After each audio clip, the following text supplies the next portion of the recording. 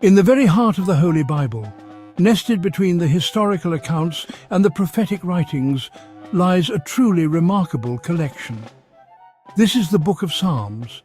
It is not a book of laws, nor is it a single continuous story. Instead, it is a treasury of songs, poems, prayers. These were the hymns of ancient Israel, sung in the grand temple and whispered in quiet moments of solitude.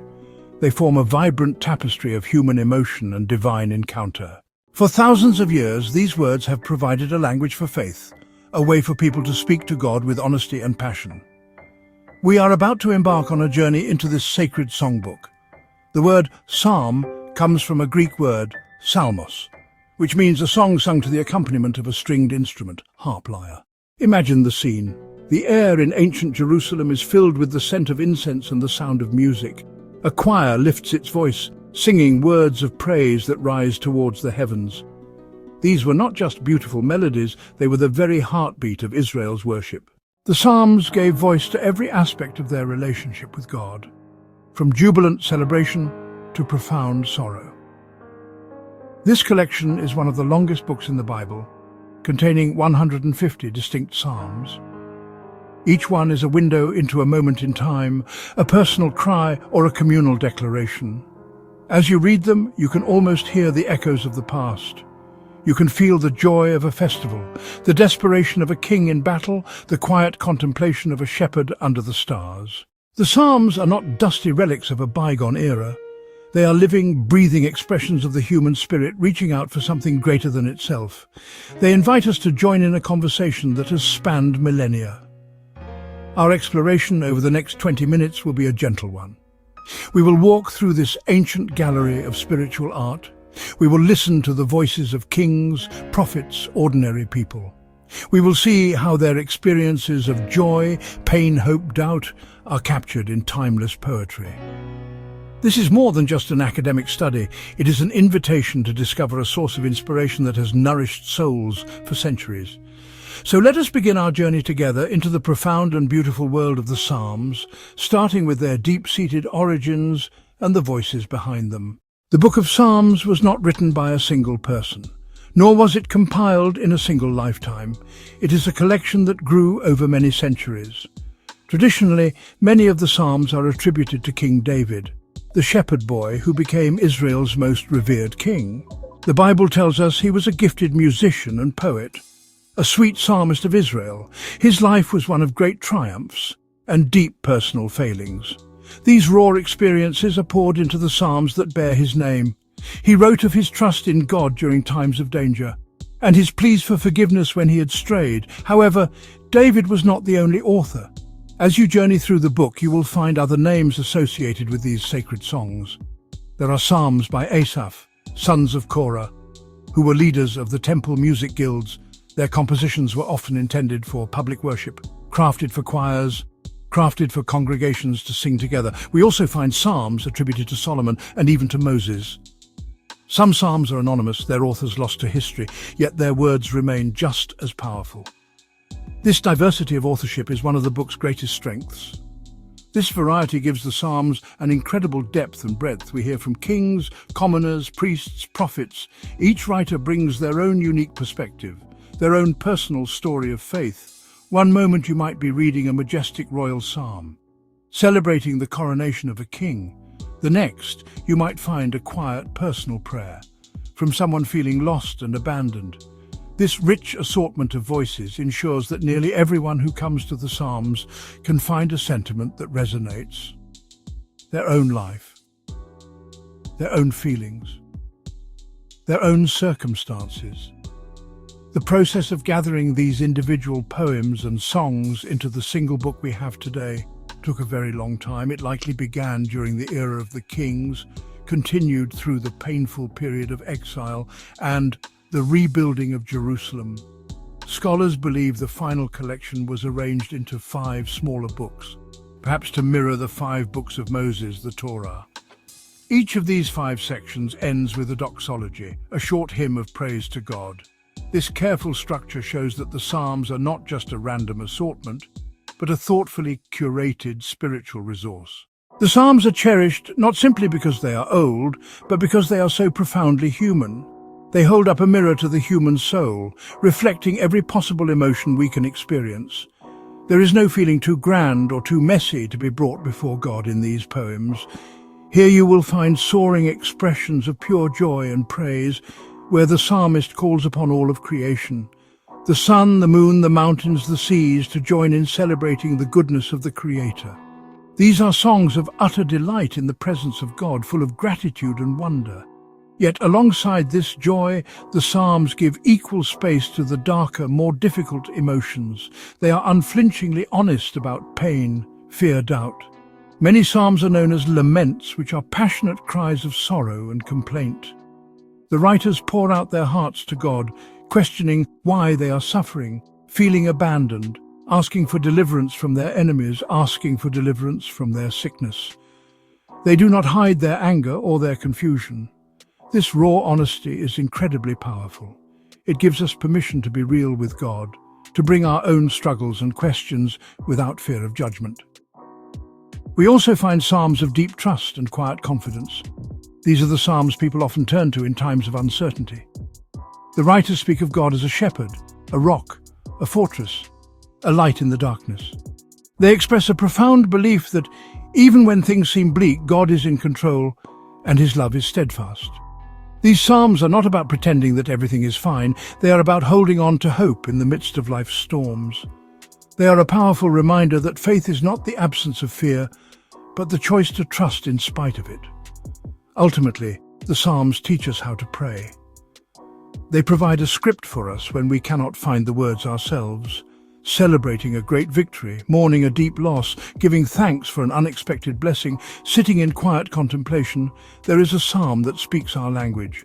They are a divine gift, a complete prayer book that covers the entire landscape of human experience. They show us that every part of our life can be brought into the presence of God. The good, the bad, the light, the dark can all be brought before God. This is why they remain so relevant, so loved, and so deeply inspiring. From their very inception, the Psalms were not meant to be read silently in a quiet room. They were created to be sung, chanted, and prayed aloud, forming the very backbone of Israel's corporate worship. In the magnificent temple built by Solomon in Jerusalem, the sound of the Psalms would have been a daily reality. The Levites, the priestly tribe designated as temple musicians, would lead vast choirs and orchestras, lyres, harps, cymbals, trumpets. They would sing psalms of praise during the morning and evening sacrifices, and specific psalms were designated for the Sabbath and for great annual festivals like the Passover. They were the liturgy, the official hymn book of a nation in conversation with its God. After the first temple was destroyed and the people were sent into exile in Babylon, the Psalms took on a new and vital role. Far from their homeland and their central place of worship, the Jewish people gathered in small assemblies that would become the first synagogues. Here, without the grand ceremony of sacrifice, the words of Scripture became even more central. The Psalms provided a way for the community to maintain its identity and its faith. They would chant the laments, remembering their loss but also crying out for restoration. They would sing the hymns of praise, reminding themselves that God was still sovereign, even in a foreign land. The Psalms became a portable temple, a sacred space created by words.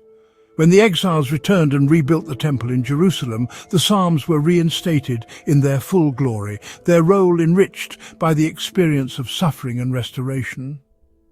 The collection as we know it was likely finalized during this Second Temple period. Certain groups of psalms, like the Songs of Ascents, Psalms 120-134, became particularly important. These were the pilgrim songs sung by families as they journeyed up to Jerusalem for the great religious festivals. You can almost hear the crescendo of joy and anticipation in these psalms as the travelers get closer and closer to the holy city, their shared songs uniting them on their sacred journey. Even after the Romans destroyed the Second Temple in AD 70, the Psalms endured as the heart of Jewish worship and devotion, a role they continue to hold to this day. In synagogues across the world, Psalms are recited in daily prayers, on the Sabbath, and during holy days. The Psalter, or Tehillim as it is known in Hebrew, is a cherished prayer book that connects the modern Jewish worshipper directly back to the faith of their ancestors. It remains a living voice, a way to praise, to lament, to give thanks, and to express the deepest longings of the heart, just as it was 3,000 years ago. In our fast-paced, technologically advanced world, it may seem kind of strange that a collection of ancient poems could hold such sway. Yet, the Book of Psalms continues to speak with astonishing clarity and relevance. One of the secrets to their timeless power is their profound universality. The Psalms are not concerned with fleeting cultural trends or specific historical debates. Instead, they delve into the fundamental, unchanging experiences of being human. They speak of love, fear, joy, grief, hope, betrayal. These are the core emotions that connect us all, regardless of whether we live in ancient Jerusalem, modern-day London, New York, Tokyo. The Psalms provide a universal language for the human heart. In our contemporary culture, we are often encouraged to present a polished, positive version of ourselves. We curate our lives on social media, hiding our struggles, showcasing our successes. The Psalms offer a radical alternative. They give us permission to be utterly and completely honest before God. If we are filled with overwhelming joy, there is a psalm of exuberant praise to sing. If we are consumed by anger or a sense of injustice, there is an imprecatory psalm that gives voice to that rage. If we are lost in a fog of depression and doubt, there is a lament that meets us in that darkness, assuring us we are not alone. The Psalms resonate because they acknowledge that the life of faith is not a steady, upward climb. It is a dynamic, often messy journey with peaks and valleys. They do not offer simple platitudes or easy answers. Instead, they model a real relationship. Struggle, questioning, passionate conversation. This authenticity is deeply appealing in an age that often feels superficial. As we draw our time to a close, I want to leave you with a final thought. The Book of Psalms is, above all, a book of hope. It is a testament to the fact that even in the darkest of valleys, the shepherd is with us. It is a promise that weeping may last for a night, but joy comes in the morning. It is a defiant declaration that the earth may give way, the mountains may fall into the sea. Our God is a refuge and a fortress, and in him we will not be shaken. If this exploration of the Psalms has been meaningful to you, I would gently encourage you to share it with others who might also find inspiration in these ancient words. The conversations that spring from shared discoveries are often the most enriching. By liking this video and subscribing to our channel, you help us to continue creating this content and ensure that others can find it too. Thank you for spending this time with me today. May they be a source of guidance, comfort and wonder. May their poetry enrich your soul. May their honesty deepen your prayers. And may their unwavering hope be an anchor for you in all the days to come. Whenever your heart needs a voice, whenever your soul needs a home, you can always turn to the Psalms. They are a timeless gift, an open invitation into the very heart of God. May you find in them, as so many have before you, a source of endless inspiration and a song for your own unique and precious journey through life. Thank you.